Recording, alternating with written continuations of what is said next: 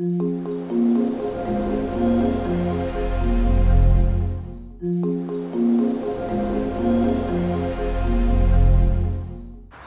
is going on, guys? Welcome to yet again another video. In today's video I'm going to show you how I deal with slugs in kind of the most organic, sort of free way I've found possible, and it does work. So what I've got in this bag is crushed shells. Now this bag cost me, I think it was £5 last year. I actually had 2 of them, but I only got round to using 1. You know, a little bit goes a long way. That's literally all it is, if you can see that. It's just crushed up shells. Now what I did on my last fishing trip, because I do saltwater fishing, I'm always on the beach, I actually collected myself some shells. So I figured, why spend a £5 on a bag like that, because by all means you can, when you could collect it yourself. I mean, look at that, there's even an oyster shell in there. Crush that and give it to my hens.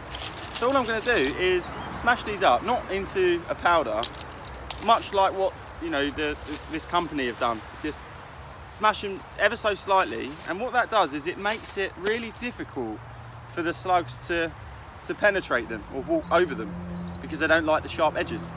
And what I tend to do is take a handful of the crushed shell and sprinkle them kind of like a wall all the way around the base of the plant. And if you do that, you know, throughout all your plants, I found going back 2 years that the slugs sort of stopped at the barrier. They sort of stopped at the wall. It seemed to work, hence why we're going to do it again. As far as I'm aware, you can get shells off of any beach without any permission. It's not the same as seaweed, as far as I know. So yeah, what we're going to do is crush some of these up. And not only are they a brilliant slug repellent, but they'll also provide calcium, you know, over the next few years. You know, if you crush it into a powder, you'll get it sooner, or it will be available sooner.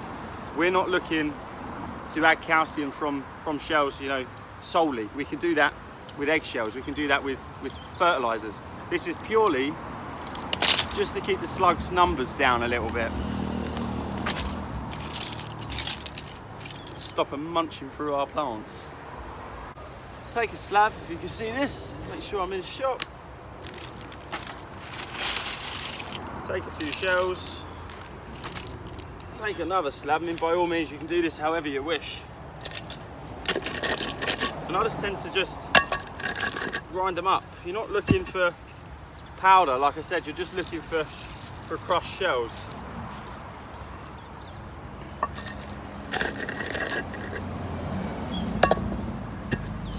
That'll do just nicely. So if I get that bag to show you sort of what we've got and what the bag is offering, it's pretty much the same stuff. Well, it is the same stuff, it's crushed shells.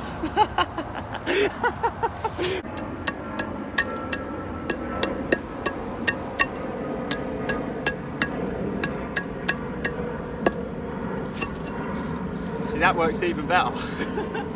Just doing it like that, and as you can see, you've got so many sharp edges. Stop losing them. So many sharp edges. And, you know, would you want to walk over that, really? To get to a leaf? To get to a lettuce? No, me neither. I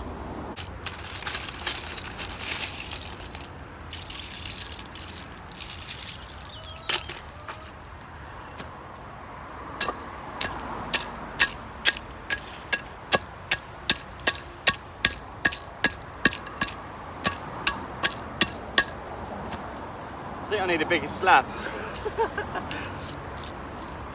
But just to show you that you can control slugs, you know, organically, and you don't always need to jump to pellets. I know each to their own, everyone likes using different things, but I like to show you what I use and what works for me, and so far I don't see the need to jump to slug pellets if this is working. I mean, if it don't work, I might change my story, but I'm confident it'll work.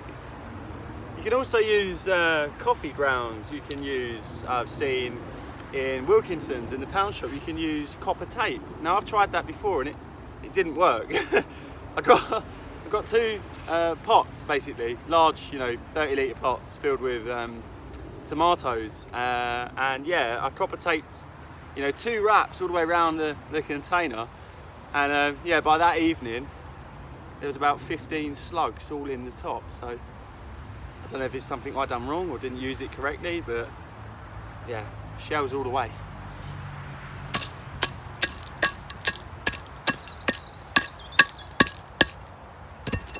And that's enough to do a few plants inside the tunnel. If we just take our shells, and this is kind of what we're looking for, the more finer sort of crushed stuff. Let's go for can you see the tomato? Let me just adjust you. If we go for the base of the tomato, we take the label out, we just take a handful. What we're looking to do is kind of just create that wall, just kind of create that barrier. I mean, if you want to collect yourself, you know, 100 litres worth of shells, you ain't really got to build your barrier. You can just sort of scatter them where you like, you know, in high volume, and that should work fine. But this is what I do. I mean, let's be honest, would you want to walk on that if you was a slug? We use some of the smaller crushed stuff just to fill the gaps. And I've done that thicker than I normally would, simply down to the fact that I've got so many shells.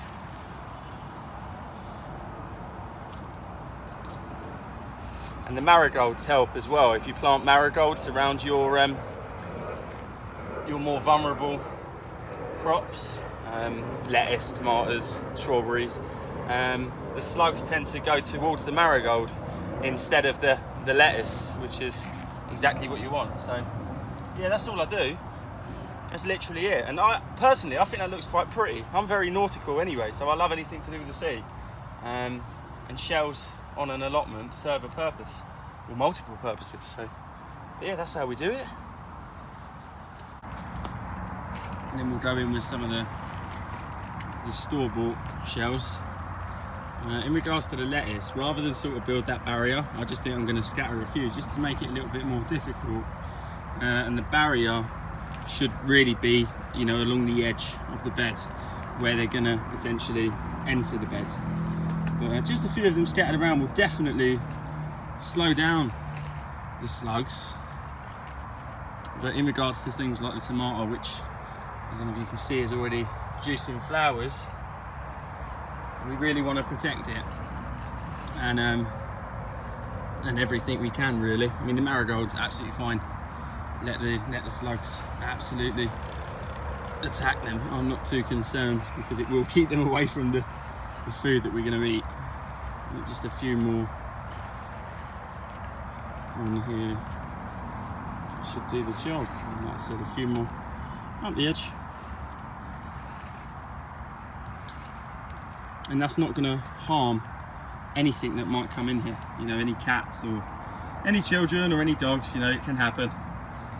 And yeah, some people might think that looks a bit messy, but you know, crushed shells versus fluorescent blue poison. I much prefer the look of this.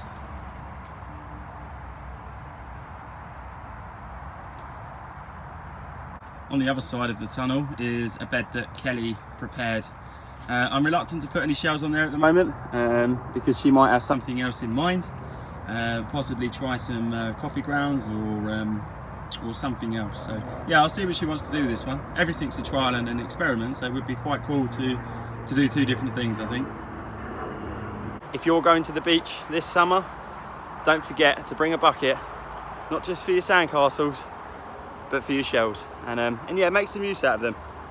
Why not? You may as well make use out of them, and provide, you know, a bit more calcium to your plants, and yeah, help save the planet, I guess. I'm only joking. Thank you very much for watching. If you're not subscribed, please subscribe, and yeah, I'll continue making regular videos as always. So yeah, there we go. Cheers, guys.